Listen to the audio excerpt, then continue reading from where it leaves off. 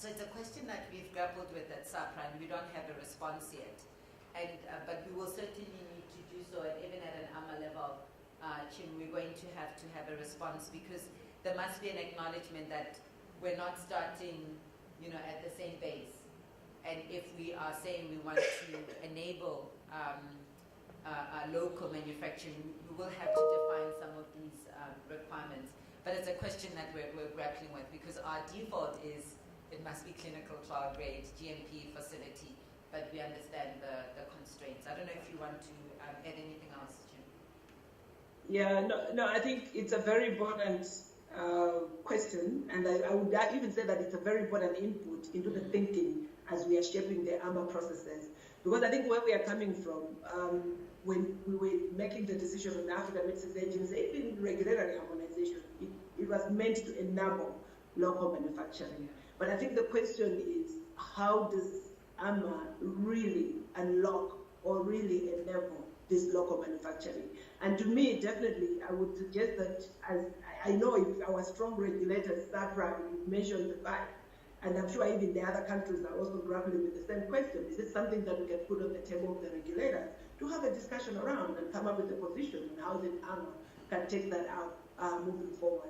So I would like to take it as a very important input and a very important suggestion in terms of a focus area that we really need to zoom in as we shape up how AMA will operate and what AMA will do and how we will do whatever it's going to do to support local manufacturing.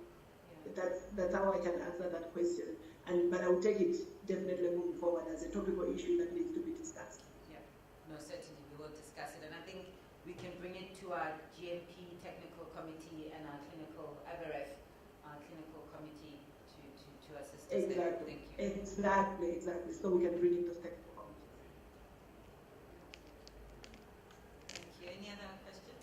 Maybe just one here. Thank you so much. So I mean, we speak a lot about biosimilars as being a strategy to increase access to medicine. And I think maybe because we're working quite a lot now on a number of projects that are trying to produce biopharmaceuticals as biosimilars.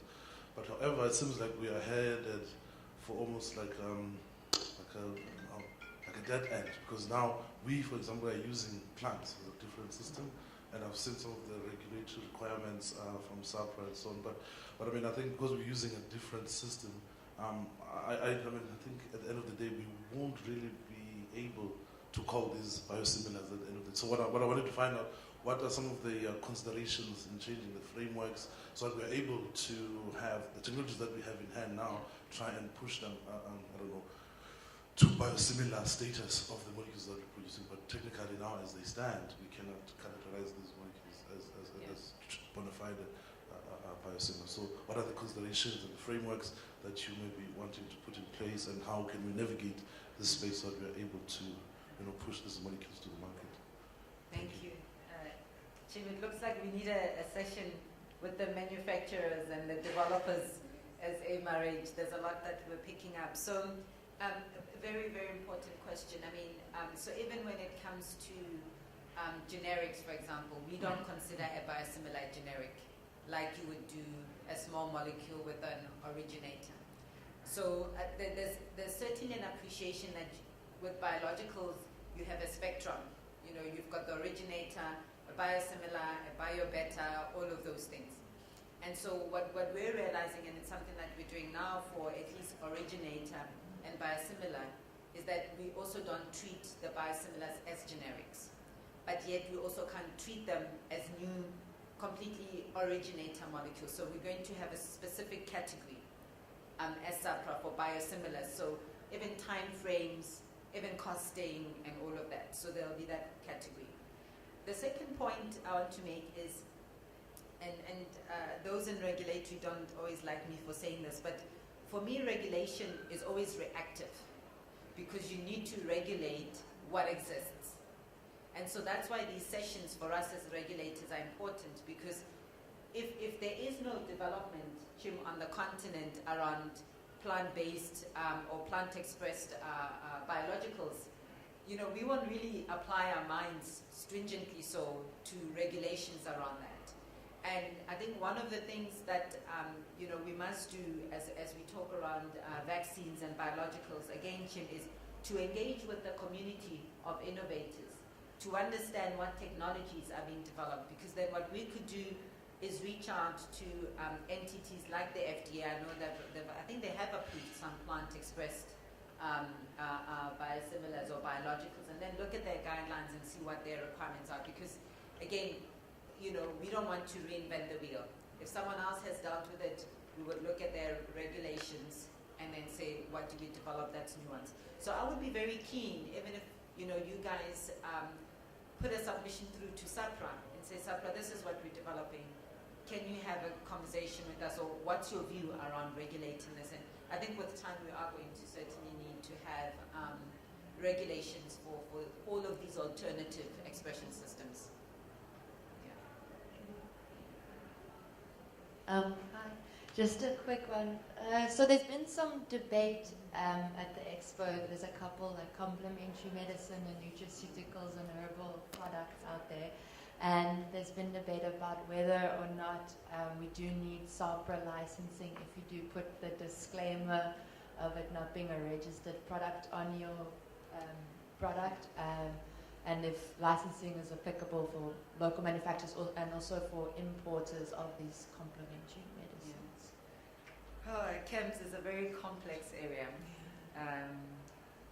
Let me share the local context. So a number of you may be aware that we had regulations that were published for complementary medicines, and those were challenged legally, and then there was a court, Supreme Court, High Court outcome.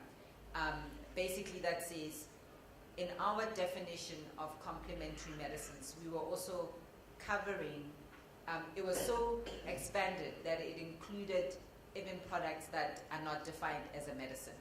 So we were going beyond our scope, right? So what we've now done, and we've published the new regulations, was to clearly define what is a complementary medicine that is considered a medicine. So it's making claims.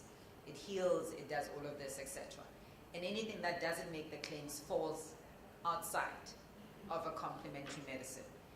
The challenge is there's so many that are borderline. And the issue is, how do we then regulate those that are borderline?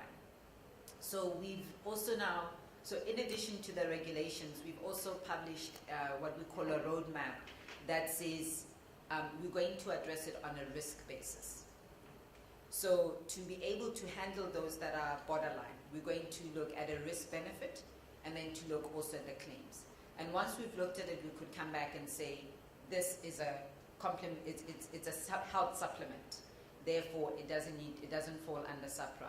But there will be those that are considered medicines and fall under SAPRA for registration. So if I take vitamins, so there's different types of vitamin Bs, and at certain concentration levels, there's vitamin B, I think if it's below 100 milligram per 5 ml or something like that, it's not considered a medicine, right? And so it will go through the supplement route. But the minute you exceed that concentration, it becomes a medicine. Then you must follow the SAPRA route. So there's a lot of pushback from industry, and it's interesting. So last week I spent some time with the FDA, and I think regulators are handling complementary medicine differently. And we have an industry that has multinationals, you know, based in the US and then coming here, and they want us to regulate it the way they are. And you know, so the context is different. But what we're clear on is that once a complementary medicine makes a medicinal claim, we will register it. There are those that will be clean, no medicinal claim, it doesn't have to come to SAPRA. Then would you have to register the manufacturer Yes. as well, and then the products? Yeah. So it's important that manufacturers are licensed. And reason being, we need to ensure, because remember at the core of our mandate, and it would be for ARM and all the others, it's safety, quality, and efficacy. And so we need to ensure the safety of the public. So we must make sure that all the facilities that are making these medicines are compliant. So even now, as we haven't started registering complementary medicines, all manufacturers of CAMs have to be licensed, because we go, we inspect, and we say you're compliant with GMP, again, there's many questions around GMP status for complementary medicines, for health supplements, etc. So that's what I'm saying. It is a very complex area, but we've put out our position. It's out for comment, and we will then engage with industry. So the disclaimer doesn't waiver having a relationship with SAHPRA at all. No, No. especially if you are making a medicinal claim. Yeah. Anything that has a medicinal claim, I mean, and probably cannabis is going to come, right? Another complex one. Similarly with cannabis. With cannabis, it's even more complex because it's about THC limits and CBD limits and the scheduling thereof. And based on the scheduling, again, you either follow a CAMS route, complementary medicine, or you follow what we call orthodox route. So, yeah, but we're not regulating CAMS yet. We still are in discussions with the various principles, because the issue is, and Chaba is smiling, he would know that. So there's the INCB, the International Narcotics Control Board. And because THC is regarded as a narcotic, it falls under a certain schedule, Schedule 6, which means that as a country, when we utilize THC, we need to report to this global body that South Africa has co-opted into, right? And so the Department of Health at the time, through the NCC, was then the entity that was reporting to this international body on the use of THC. So that's why everything pertaining THC use had to come to MCC SAHPRA. So even though you were not using it for medicine, because you are utilizing THC at certain concentrations, we had to know so we can report it. So there was a PAKISA a few months ago, and then also there was the Concord ruling, and so we've amended the schedules. And what we've also then said is for THC that's used for industrial purposes, the Department of Agriculture will report on that. So it doesn't only have to be SAHPRA. Because once you come through SAHPRA, we put a medicine filter to it, which at times is not correct, or many at times is not correct, because you may not want to grow it for medicinal purposes. Yeah. That's just the question. Thank you very much. My interest is in your response to the issue of complementary medicines, because I think we need to face some reality there, because I think we are really trying to run away from it, but at whose expense are we running away from the regulations around that? The reason why there is a regulation around medicines is because we're trying to protect the patient, the user, right? And so when you think complementary medicine, if I put it in the market without a claim, and you decide to turn a blind eye in regulating that, but there are actives in there already, we know that, on the product, doesn't mean that there is no risk, and we do not have to do due diligence. So I think we really, really need to sit down and think about this, because as long as this product is going to the patient, and turning a blind eye does not help anyone at the end of the day. We really need to sit and think how we can actually regulate all these products that eventually end up with a patient and are being consumed. So I think it's a challenge for AMA and all the regulatory authorities to sit down and really think how we can work around this, because we really need to do it. We can't pretend as if people are not consuming active phytochemicals in their herbal preparations just because they didn't put a claim to a medicinal use. Thank you. No, I mean, it's an important point, and we're definitely not putting a blind eye, because these are things that we consider. And that's why I said, at the core of it, it's safety.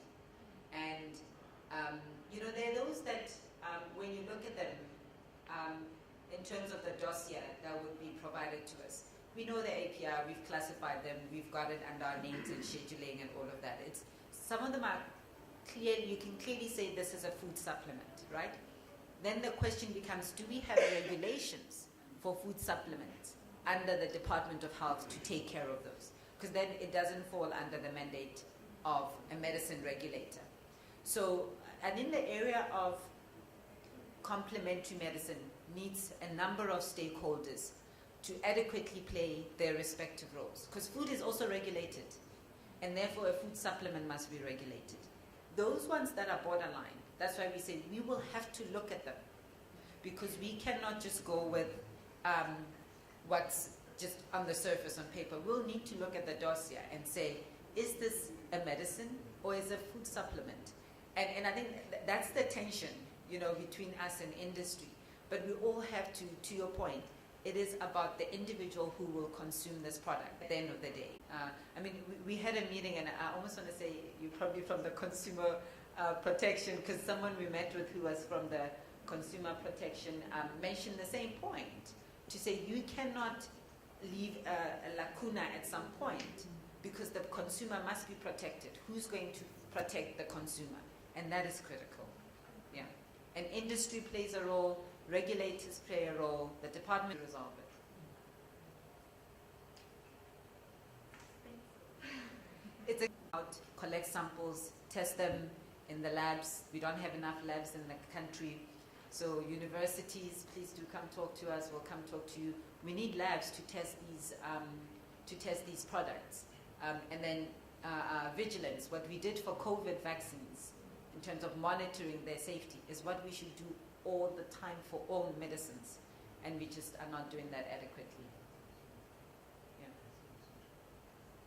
Do you still have her on the any other question? I hope I'm not delaying a session that should take place here. Yeah, so we're really happy to engage. One of the things that we've been doing as SAHPRA is engaging a lot with industry, but one of the takeaways from a recent strat session was that we also have to engage with the research community. I think we haven't been doing that much, so in future I'm sure we will be setting up some fora to have such discussions.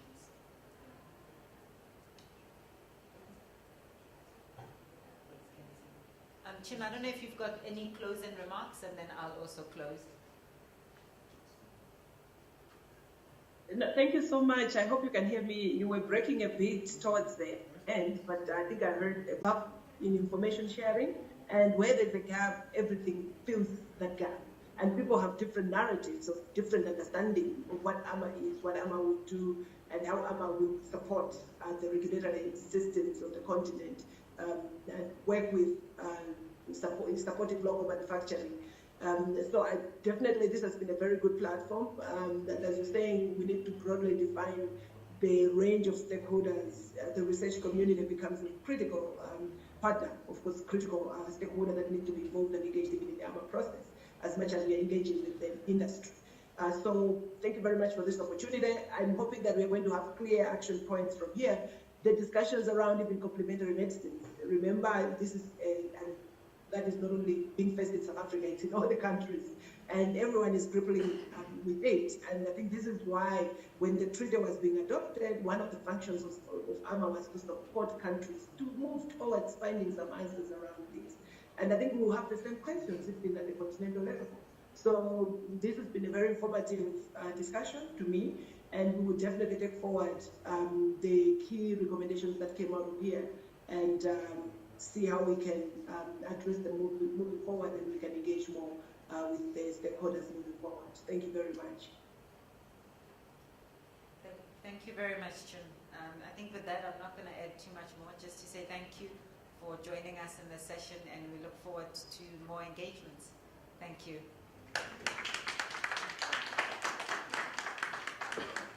Thank you very much.